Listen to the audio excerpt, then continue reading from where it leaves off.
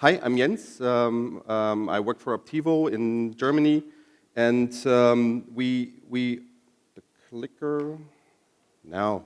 Just wanted to give you a quick introduction who we are, what we do. We are an enterprise email marketing platform, and we are founded 2001. We are part of Deutsche Post DHL, and we do not only email marketing but also cross-channel marketing.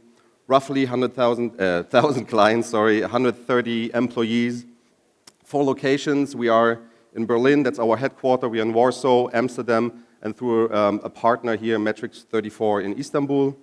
And we have various industry organization memberships. I don't want to bore you with that. But I want to ask you a question. Have you ever received a spam mail? Are you happy about it? No, of course not. So, what is spam? So Wikipedia says it's electronic spamming in the use of electronic messaging system to send unsolicited messages. Unsolicited, that's the very easy thing. But there's more about that. So the mailbox providers, the ISPs, they have a very strict interpretation when it comes to spam. So you can have bad reputation with your software, high bounce rates, there's filtering software, so there's a whole industry around spam and try to avoid spam and minimize it to minimize it as possible. And then, of course, there's the user, which is really the last person in that chain. So spam is exactly what it says. So if a user thinks it is spam, well, it is spam because he pushes that email into the spam folder, and there's various reasons why he might consider it spam. So maybe he's no longer interested, or he thinks he never signed up, emails come too frequently, or the content looks horrible, whatever. So if he thinks, nah, I'm not interested anymore, doesn't find the unsubscribe link, he puts it into the spam folder. So this is just a couple of stats here for you. All over Europe, only 80% of the messages get into the user's inbox. So 20% simply disappear, spam box, or get blocked by any other technical software. So just a quick idea, the sender means you as an e-commerce company, you create the mailing.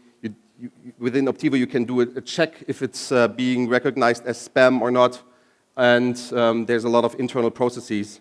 So as soon as you have the mail ready to send out, there's a team looking over the platform to make sure that your messages will get delivered to the recipient's inbox. So we're working very closely with various ISPs and also some funny organization called Morg or Spam House. So they make sure they have a lot of whitelists and blacklists in the internet.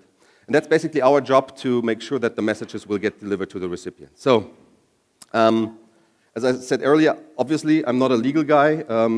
That's good news, bad news, I don't know. I'm not talking about the Turkish law, but from what I've learned, so far there was no law in place in Turkey, so you could actually sign any email address up to from whoever. So some creative people might earn some bucks in the past, but you don't want to receive any messages from players that you don't want to be with. So that's basically very old-fashioned email marketing. So if I'm not wrong, and my sources told me the right thing, in the new law, you have the so-called confirmed opt-in as a mandatory thing as of May in Turkey. So that's okay. That's not bad. So you or somebody else signs you up for an email marketing message, and you get confirmation that you have signed up. So you are sort of aware that you will receive some stuff in the future. But are you really sure that, or you cannot be sure that the person is really you that signed up for that, because, or that the person signed up for that? Because it's always, you might don't see that confirmation, you forget about it, and then it can be serious from a legal point of view in the future, because it's a better way to do that is to do the so-called double opt-in. I'm not sure, are you familiar with the double opt-in process at all? Can you show me some hands? So not that many. So it's pretty easy. I will go through that a little later. So you sign up for a newsletter, you get an email in your inbox, and you have to click a link to confirm that you are the user who signed up for that. So there's a pretty closed process, and you are 100% sure that the person who requested the email is also the guy who wants to see it. So it's additional one click, and this is how we want to perceive, like growing up and walking around. And that's, yeah, so emotional. I wanted to do that. If you really want to have a strong commitment from your users, from your buyers, it needs to be a very healthy relationship and a strong permission. It starts with a strong permission to receive that messages. And the next things, going to show you some best practices, some of our clients, some just from international players in the market. How can you make sure that you treat the customer as he wants to be treated? So it starts on the website. You can sign up messages there, or you have a form. You show you some confirmation and also double opt-in mailings, and then a welcome. That's the five steps that you should follow. It's just a couple of examples and maybe useful for you. So at the website, on top there's a stay connected, very prominent, that black box there to sign up for an email marketing message. You can activate these people by saying, okay, what am I doing? You're signing up for an exclusive muesli offer here, and you get the latest news. Pretty easy, but it's very prominent on the start page of the shop. Or you can explain something. Okay, it's 70% off, and I'm not sure if you can read it, but it says free shipping over $49, an exclusive deal, start daily. So explain a little why you want that email address so badly. So when it comes to web forms, keep it short.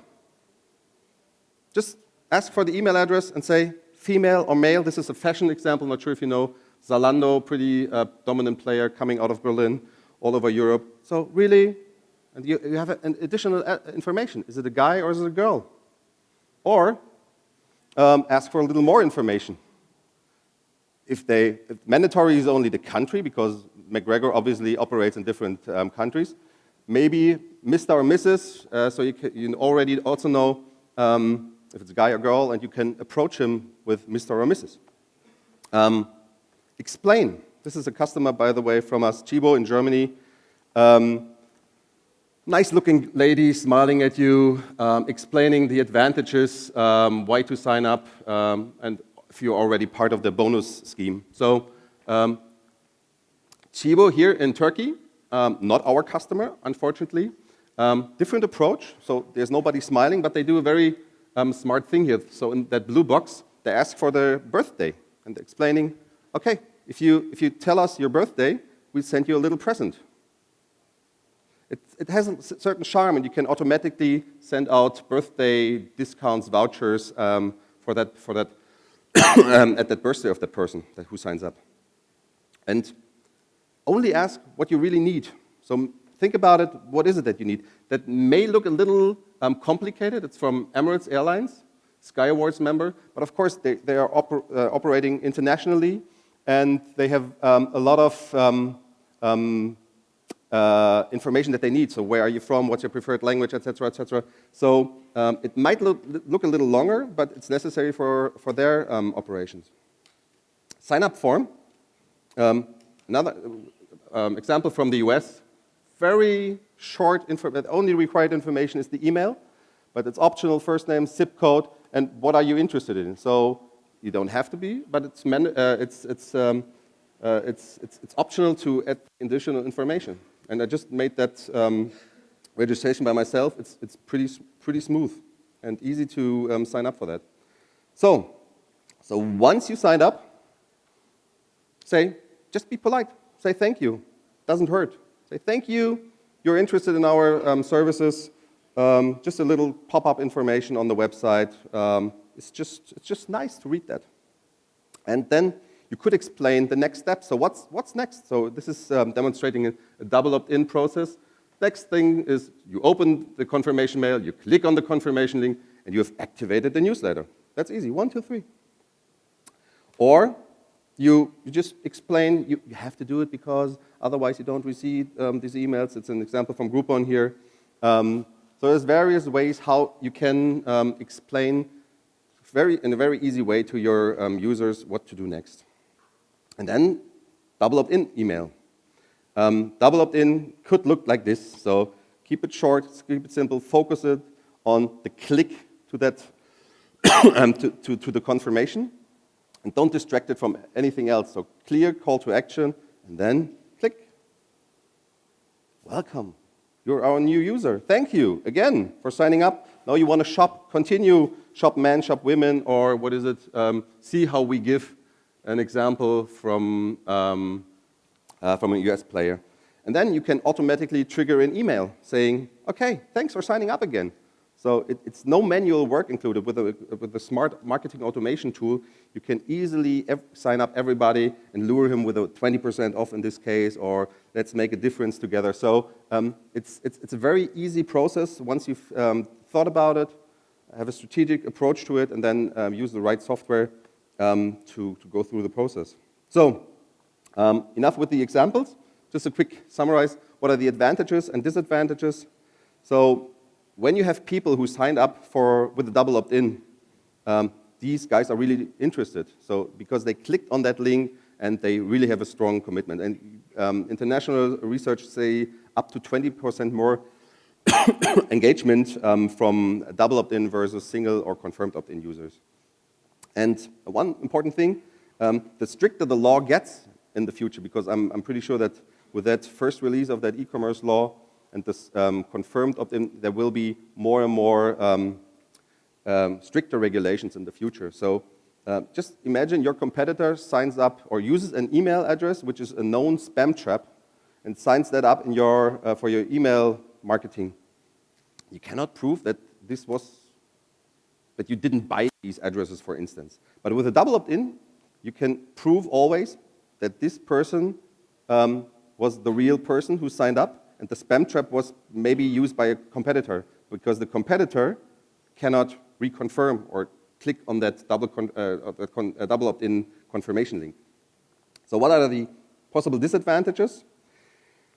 Yeah, you may worry that the people are not following that little confirmation link in that email, but if the person is not willing to click that link, how likely is it that he will be an active customer doing a lot of purchases for you on your shop? So it's not really a disadvantage, but some people argue like that. And then quantity. Yeah, if your KPI is to have the biggest database with potential people interested in your services, if that KPI is okay, you should not use the double opt-in. But the more people you have who signed up somehow, the lower the quality is. So quality and quantity, they don't match. So with double opt-in, you have a smaller database with active users. And that's basically the important message. Why double opt-in? For instance, in Germany, it is a legal obligation. So we have to make sure that everybody from our customers, they have a proof of their recipients. So if somebody says, "Oh, I never signed up for that," and complaints here and there, we are always able to tell our customer to make sure that he shows us the timestamp in the database when he signed up. So we've got that proof. And it's best practice with the ISPs. So I mentioned mailbox providers are very strict. So if you really want to make sure that your messages is getting delivered, use double opt-in. You have a better deliverability, as I already said. It's a very strong permission. And you have passionate users at the end because they really wanted to receive your messages.